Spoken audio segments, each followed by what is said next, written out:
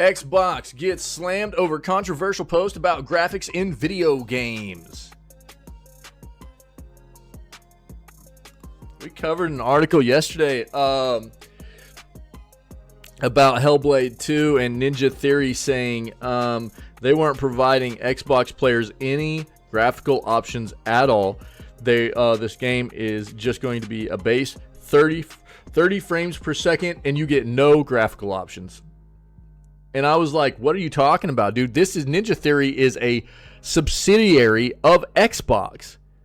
They're literally owned by the platform, and it's coming out with no graphical options? This is that thing. I'm going to go back to what I say all the time about developers. Developers, the best thing they can do is give the game player options. If you want to try and act like everybody only cares about visual fidelity, you're wrong. If you want to act like everybody only cares about higher frame rates over visual fidelity, you're also wrong. So the best thing you can do is give people options of how they would best rather play and experience their games, right? But we see this happen all the time where these developers feel like, well, we're just going to give one option and you're just going to have to deal with it. That sucks. That's not the way this should be.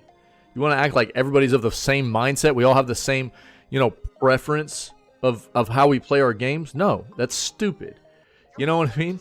What a boring world it would be if we all had the same exact, notions about who we were and what we liked, and it'd be easier for them, but it'd be a boring ass world, that's for sure.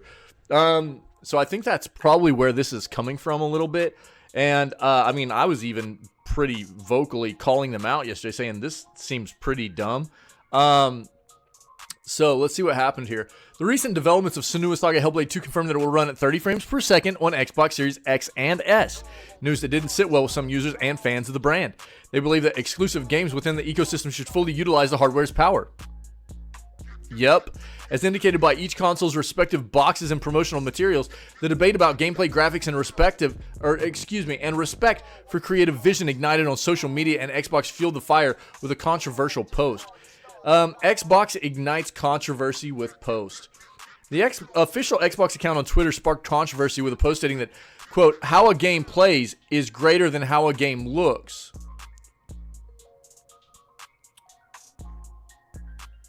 I'm of that mindset too, because look, this is so. This is the reason I feel like that is because of this. If a game does not perform well, how can you appreciate what a game looks like? It doesn't matter how badass a game looks. If it performs terribly, if it plays poorly, you know what I mean? If it's stuttery, if it frame drops, if it, it glitches out and bugs and stuff like that. You know what I mean? If any of that kind of stuff and et cetera happens, it doesn't matter how good the game looks, because you're not going to be able to enjoy that content because it plays like crap. So I respect the notion that there are so many people out there, and I know this is a fact. There's so many people out there that would prefer a game to look as good as possible, and they're fine with playing it at 30 frames. I'm not that person. You know what I mean? I respect it, but I'm not that person. And especially like I just talked about, when you're talking about which one should have a priority, I'm always going to side with performance, because it's just a fact. If a game performs poorly, you can't enjoy the experience of what it looks like if you can't play the game. That's a fact. Suggesting, so the official Xbox account on Twitter sparked controversy with a post stating that how a game plays is greater than how a game looks, suggesting that gameplay is better and more important than graphical fidelity. And I wholly agree with that. While it's true that a game's essence lies in its design and mechanics as a creative work, gameplay-wise, it's also true that its visual aspects hold significant importance from a holistic perspective. Some responses to Xbox's post pointed out that it's not right for the brand to turn it into a decision for players. Finding a balance is crucial, as highlighted by Mike Ibarra. I wasn't a fan of Mike Ibarra, former Xbox executive and ex-head of Blizzard. He was only the head of Blizzard for a little bit after Xbox bought Blizzard, and then he was gone, which I was actually okay with. I wanted him to not be a part of Blizzard after Xbox and Microsoft bought them anyways. Additionally, journalist Tom Warren sarcastically remarked that 60 frames per second is better than 30 frames per second, while the Charlie Intel account specializing in Call of Duty mentioned that it would be best if both aspects were on par. On the other hand, some Xbox users wrote to Xbox stating that this discourse may serve casual players, but not those who invest in powerful console like the Xbox Series X. From their perspective, the minimum expectation should include two visual modes, one focusing on performance and frame rate and the other on graphics. I agree. I talked about this yesterday. Well, so what I said yesterday was, look, it feels ridiculous that as a first-party game coming to their consoles, this game is being constrained to having no kind of options for the game players. The best thing you can do as a developer is give game players options. Because again, we're not all the same. Some people want a higher fidelity at a lower frame rate. Other people want they're okay with the game not looking as good, but having a smoother gameplay experience, meaning a higher frame rate, as myself, right? And the best thing you can do is understand the fact that the best thing you can do from a development standpoint is give everybody options so that they are able to play the game to their preference instead of constraining people to only being able to experience the game the way maybe other people like the game. That sucks. That's not the way to do things.